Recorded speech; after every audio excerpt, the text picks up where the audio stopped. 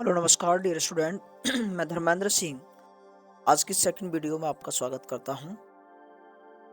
आज question number 11 से हम स्टार्ट करेंगे और देखते हैं वीडियो का कहाँ अंत होता है।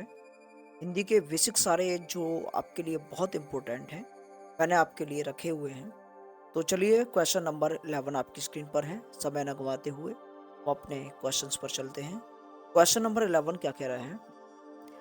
कह रहा है कि स्पर्श व्यंजनों का मिलान करना है। स्पर्श व्यंजन आपके सामने कुछ दिए हुए हैं, इसका मिलान करना है। तो हमने आपको कल बताया था कि ये 5 वर्गों में, प्रत्येक वर्ग में 5 अक्षर होते हैं और प्रत्येक को 5 वर्ग में स्पर्श व्यंजन को बांटा गया है। तो कंठव्य कौन कौन से होते हैं? आप सभी जानते हैं कंठव्य होते हैं हमारे का, खा, गा, घा, ङा, इस तरीके से।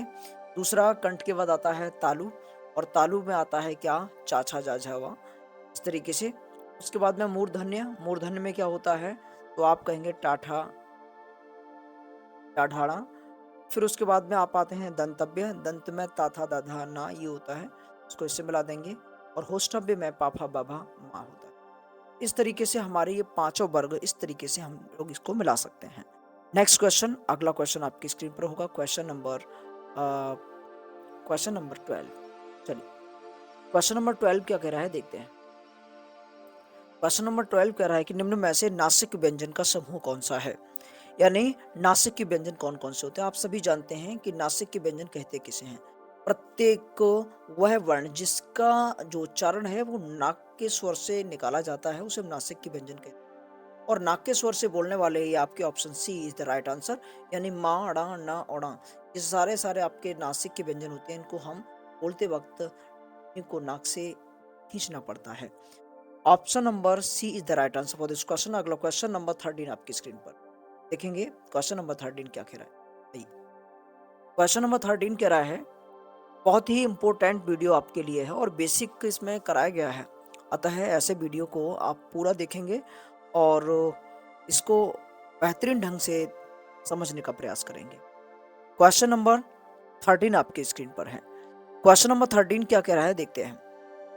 क्वेश्चन नंबर 13 कह रहा है कि वह वर्ण जिसे बोलने पर कंपन उत्पन्न होता है क्या कहलाता है? यानी कंपन उत्पन्न होता है उसे हम क्या कहते हैं? ऐसे वर्णों को हम कहते हैं लुंठित व्यंजन। क्या कहते हैं? लुंठित व्यंजन कहते हैं। और इसके लिए ऑप्शन नंबर ए इसका सही जवाब हो जाएगा। तो ऑप्शन नंबर ए इस प्रश्न के लिए सही जवाब है। ओके, चलिए ऑप्शन नंबर ए। अगला क्वेश्चन नंबर नेक्स्ट आपकी स्क्रीन पर होगा। क्वेश्चन नंबर 14 आपकी स्क्रीन पर। Listen to me carefully and सभी बहुत बेहतरीन ढंग से प्रैक्टिस करेंगे। क्वेश्चन नंबर 14 आपकी स्क्रीन पर है। कह रहा है कि अल्प प्राण और महाप्राण कौन कौन से होते हैं? हाँ, अल्प प्राण और महाप्राण हैं। स्वर के दो भेद, व्यंजन के दो भेद, या व्याकरण के दो भेद, या हिंदी में ऐसा कोई शब्द नहीं है जो अल्प प्राण और महाप्राण हो। चलिए, शायद इस प्रश्न के लिए आपको आंसर मिल गया होगा, लेकिन कोई बात नहीं। आप देखते हैं कि इसमें जो अल्प प्राण होता है और महाप्राण होते हैं ये व्यंजन के दो भेद होते हैं। अब इसको डिटेल में समझने के लिए आपको स्क्रॉल डाउन करते हैं और इसको बेहतरीन ढंग से समझने का प्रयास करते हैं। आइए स्क्रॉल डाउन करते हैं, इसको समझते हैं। क्या लिखा है कि प्रत्येक वर्ग का प्रथम, तृतीय एवं पांचवा, यानी फर्स्ट, थर्ड और फिफ्थ। आप कहेंगे कौन सा वर्ग? तो वही वाला वर्ग का, ख, ग, घ और अंगा, ये वाला। इस प्रत्येक वर्ग के पहला, पर इसको इंडिकेट करते हैं हम, ये पहला, तृतीय मतलब ये तीसरा, और पांचवा मतलब ये, और इसके अलावा अंतःस्थ व्यंजन यानी ईयर अलावा ये सभी क्या होते हैं? हमारे अल्प प्राण कहलाते हैं। नेक्स्ट हम बात करेंगे महाप्राण क्या होते हैं। तो महाप्राण वर्ण जो होते हैं हमारे प्रत्येक वर्ग का द्वितीय, चतुर्थ, द्वितीय चतुर्थ का मतलब बचा हुआ ख और ये घ, ये आपके कहलाते हैं क्या? महाप्राण। इसके अलावा क्या होते हैं? ऊष्म व्यंजन यानी श, स, श, ह, ये चारों क्या होते हैं? आपके महाप्राण होते हैं। तो इस तरीके से क्वेश्चन नंबर इसका आपको आंसर मिल गया होगा। अगला क्वेश्चन, क्वेश्चन नंबर नेक्स्ट आपकी स्क्रीन पर है, देखते हैं। नेक्स्ट क्वेश्चन क्या कह रहा है? क्वेश्चन नंबर 15, र और रि में क्या अंतर है? तो वेरी सिंपल और इजी प्रश्न है, आप इसको आसानी से कर पाएंगे। ये कह रहा है कि इसमें से क्या अंतर है? तो अंतर स्पष्ट है कि र स्वर है और री व्यंजन है, री स्वर है और र व्यंजन है, न तो र व्यंजन है और ना ही री स्वर है। सभी विकल्प गलत हैं। इसलिए चारों ऑप्शन में से जो सही और सटीक जवाब है आपको लगाना है। सटीक जवाब हमें इसमें से दिख रहा है ऑप्शन नंबर बी, यानी र स्वर है और र व्यंजन है, इसलिए B is the right answer for this question.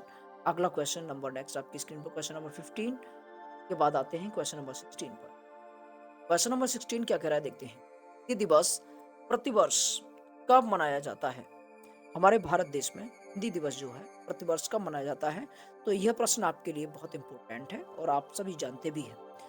इस प्रश्न का जो सही जवाब है ऑप्शन नंबर ए, यानी 14 सितंबर को हमारे देश भारत में मनाया जाता है, क्योंकि इसी दिन हमारे हिंदी भाषा को संविधान के 343 आर्टिकल में रखा गया था। चलिए नेक्स्ट क्वेश्चन आपकी स्क्रीन पर होगा, क्वेश्चन नंबर 17।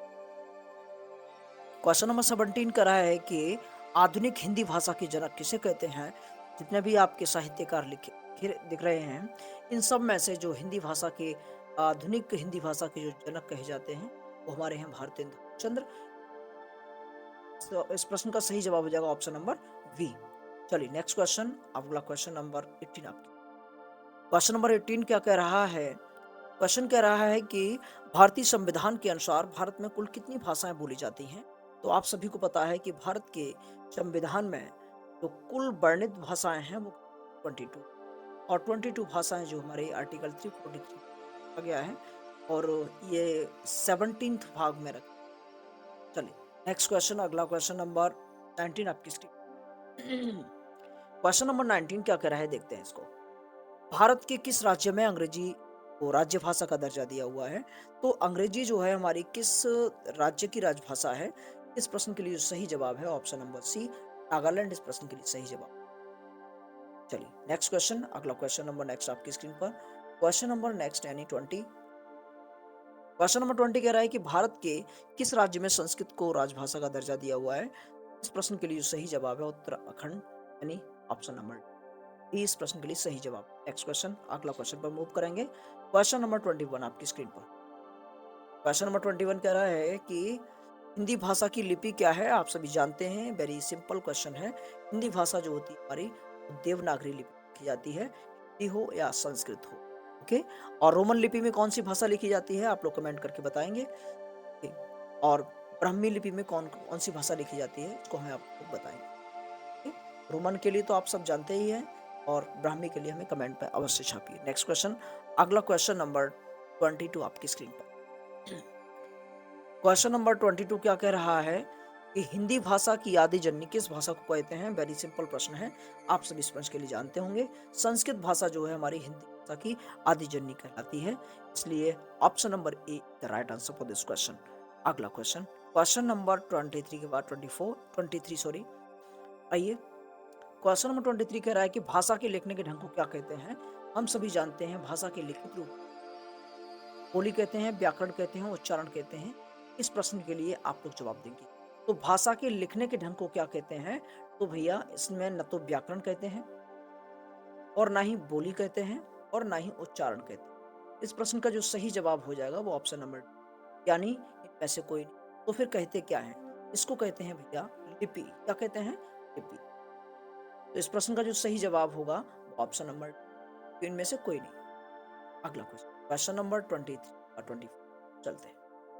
क्वेश्चन नंबर 24 क्या कह रहा है कि जो युद्ध में स्थिर हो के लिए एक वाक्यांश क्या है? युद्ध में स्थिर, युद्ध में स्थिर के लिए एक शब्द बताना है। तो आप सभी जानते हैं स्थिर है, क्या है? युधिष्ठिर। जो युद्ध में स्थिर है मतलब युद्ध से कभी भी मुंह पीठ दिखाकर नहीं जाता है, उसे हम युधिष्ठिर कहते हैं। इसलिए option number C is the right answer for this question. अगला क्वेश्चन नंबर नेक्स्ट क्वेश्चन 25 आपकी स्क्रीन पर। क्वेश्चन नंबर 25 कह रहा है कि पेट की अग्नि को क्या कहते हैं? Very simple very easy question आपके लिए है। तो पेट की अग्नि को कहते हैं आग, या कहते हैं चूहे कूदना, या कहते हैं ऐसे कोई नहीं, आप कहेंगे इसको कहते हैं जठराग्नि। क्या कहते हैं इसको? जठराग्नि। जब आप भूखे पेट होते हैं, आप कुछ खाए नहीं होते हैं, तो पेट में आग से जलती है, उसे हम कहते हैं जठराग्नि। यह अग्नि आप जब खाने का टुकड़ा अपने पेट में ले जाते हैं तो टुकड़ा जाते ही यह अग्नि स्वतः उत्पन्न हो जाती है। तो आप सभी समझ पा रहे हैं कि पेट की अग्नि को क्या कहते हैं, जठराग्नि कहते हैं। ओके, धन्यवाद। चलिए नेक्स्ट क्वेश्चन, अगला क्वेश्चन नंबर 26 आपकी स्क्रीन पर। 26 कह रहा है कि निम्न में से सही वर्तनी छाटिए। अभ्युदय लिखा हुआ है, इसमें से जो सही वर्तनी है वो आपको बतानी है। तो सही वर्तनी क्या होगी, इसके लिए सही जवाब ऑप्शन सी। सी आप देख पा रहे होंगे, एकदम सही जवाब होगा इस प्रश्न के लिए। Next question, question number next आपकी स्क्रीन पर, क्वेश्चन नंबर 27। और आज लगता है 30 क्वेश्चन हैं इस सीरीज में, ऑलमोस्ट 20 क्वेश्चन इसमें कराए गए हैं। तो लई आगे, निम्न में से कौन सा शुद्ध वाक्य है, यानी ये बोला गया है कि इनमें से कौन सा वाक्य जो है वो शुद्ध है। तो चलिए देखते हैं, हमारे यहाँ शुद्ध भैंस का दूध मिलता है, यानी शुद्ध भैंस नहीं होती है, दूध शुद्ध होता है। हमारे यहाँ भैंस का दूध शुद्ध मिलता है, ये भी गलत है। हमारे यहाँ भैंस का शुद्ध दूध मिलता है, इसलिए option C is the right answer of this question. अगला क्वेश्चन नंबर नेक्स्ट आपकी स्क्रीन पर, क्वेश्चन नंबर 28 क्या कह रहा है, समझते हैं। क्वेश्चन नंबर 28 कह रहा है कि आगे कुआं पीछे खाई मुहावरे का सही अर्थ क्या होगा, यानी आगे कुआं है और पीछे खाई है, इसका मतलब है चारों तरफ जल ही जल है, नहीं। अगला प्रश्न, अगला पॉइंट कह रहा है कि रास्ते बंद होना, भी नहीं। दोनों ओर मुसीबत, मतलब आगे बढ़ो तो कुआं में गिर रहे हैं, पीछे जा रहे हैं तो खाई में, यानी दोनों तरफ क्या है, मुसीबत। इस मुहावरे का सही जवाब हो जाएगा ऑप्शन नंबर सी। अगला question, question number 29। Question number 29 क्या कह रहा है कि निम्न में से कौन सा शब्द पत्नी का पर्यायवाची नहीं है, यानी 3 ऐसे शब्द हैं जो पत्नी पर्यायवाची हैं। आप सभी गौर से सुनेंगे और समझेंगे। तारा पत्नी का पर्यायवाची होता है, जोरू, जोरू भी पत्नी का पर्यायवाची होता है, दुल्हन तो आप जानते ही हैं, बहुत फेमस रहती है। और धारा, ये धारा जो शब्द लिखा हुआ है, ये धारा आपका ये साइंस का वर्ण है, इसको हम कहेंगे यही आपका ऑप्शन नहीं होगा। तो पर्यायवाची जो शब्द है वो धारा नहीं होगा, बाकी का दारा, जोरू, दुल्हन ये तीनों होते हैं। चलिए नेक्स्ट क्वेश्चन, अगला क्वेश्चन नंबर 30 और आज का इस वीडियो का अंतिम प्रश्न। अंतिम प्रश्न क्या कर रहा है कि प्राचीन का विलोम क्या होता है।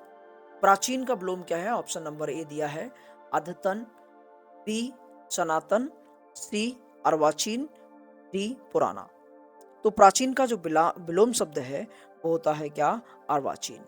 इसलिए प्रश्न 30 का जो सही जवाब है वो ऑप्शन नंबर सी हो जाएगा। चलते हैं आगे, और कुछ है क्या देखते हैं। दैट्स सफिशिएंट, आज के लिए इतना ही है।